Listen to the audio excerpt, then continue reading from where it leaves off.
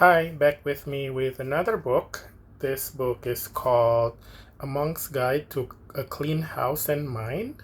It's by Shokei Matsumoto. So, Shokei Matsumoto is a Zen Buddhism monk who lives in a temple.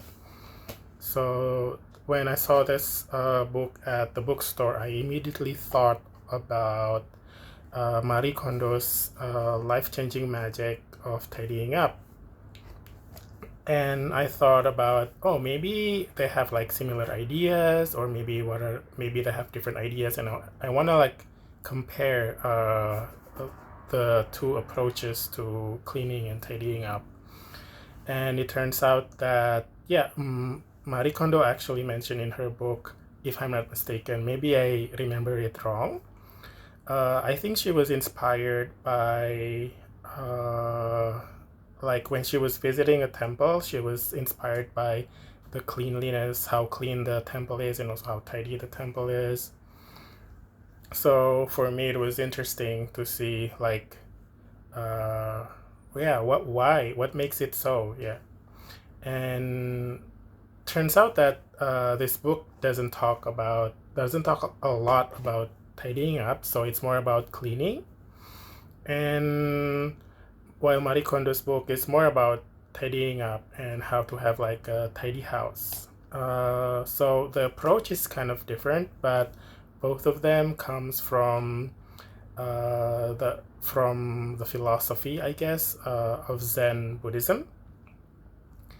And while I was reading this book, and also after reading this book, I had like several thoughts. So the first one is Shokei mentioned in his book that cleaning is something that you're supposed to do, the first thing that you're supposed to do after you wake up in the morning. So after you wash yourself, after you wash your face, and then cleaning should be like the first thing that you do every morning. So this approach is kind of different to my approach because if you know me, so my approach is like after I clean and tidy up for a day, I'm gonna like call it like I'm gonna say like, okay, I'm good for the rest of the week. So I don't do that until like maybe a few days or a few weeks. I don't know. Like, yeah, if you come to my place, you can see that sometimes it can be very messy and also very dirty even. But here Shokei mentioned that, oh, you're supposed to do like you're supposed to do that like every single day. So I don't know if that's practical for some of us because some of us are working. Uh, I don't know. Like some of the ideas in this book, I think it's not applicable in our modern life, but some of them are very practical because the approach is actually very practical. And yeah, and then it made me think about my way of cleaning and my habit of cleaning and tidying up. So it made me reflect, and also it made me realize why I fail in tidying up and also in cleaning. So yeah, so that is the first thing that is the one thing that is the most noticeable. Like you're supposed to do that every day, and also it's supposed to be like the first thing that you do every morning. So yeah, it's kind of hard, but trying I'm not actually doing that. But probably I'm gonna like, yeah, try my best to do that every day. uh well, that's a lie, I guess. I don't know. Yeah, probably maybe starting tomorrow, I promise, starting tomorrow. Yeah, and the other thing is some of it. Yeah, I mentioned that some of the ideas are not practical because he mentioned a lot of things about like the things that you have to have, if like the tools, and I'm like, oh, I don't have these tools, so what am I supposed to do? Like, so, but the tools are actually, some of the tools are actually, and it's also different because we live in Indonesia, and then this book is about like a temple in Japan. And also, like so some of the tools are not available in Indonesia. Like for example, he talks about like the bowl that he uses to eat for his meals in the temple. So I think maybe if you wanna use those things, you can use that. But for me, I think that's not practical because, and also it's not applicable to me. And some of the other things are also like he talks about like when you want to clean, you have to wear like a certain clothing, which is the monk's clothing. So, and I think that I don't need that to be able to clean. I don't need like the socks that he mentioned in the book also. So I think, but some of the things that he said is very applicable. Like for example, the one that the very first thing that I said before about like cleaning should be like the first thing that you do in the morning, and also cleaning should be done every day.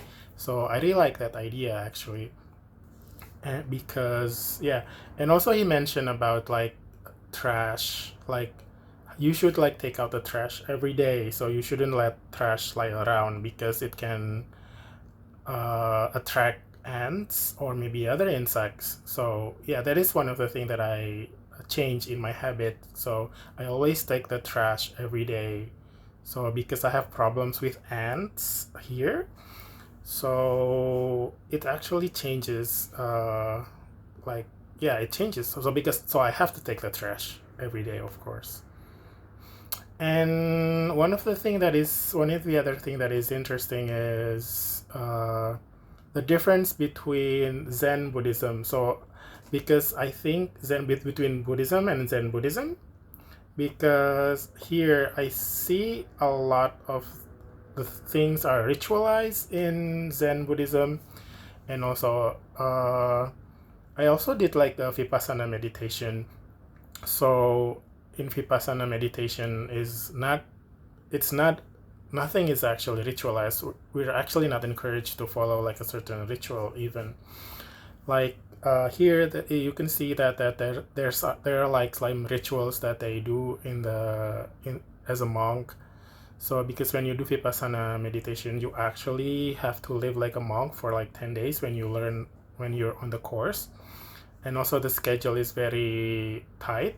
So I can see how this is related to my experience while attending the Vipassana course, because yeah, like yeah, some of the things I can relate to that.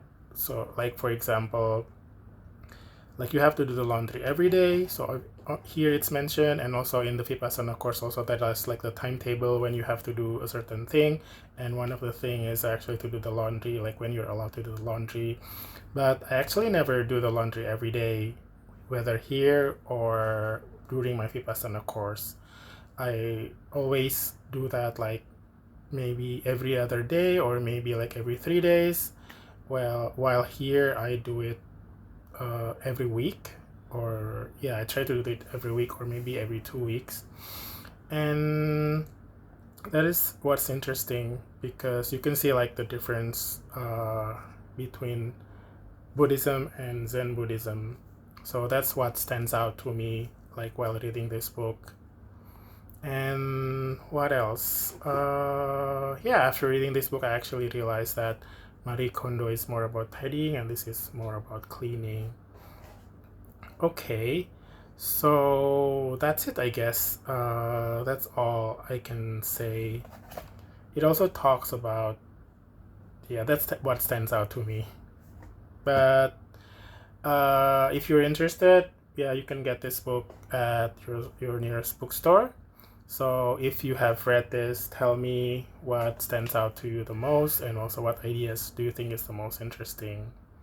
Okay, I think that's it, because it's already like 10 minutes, so this is taking too long.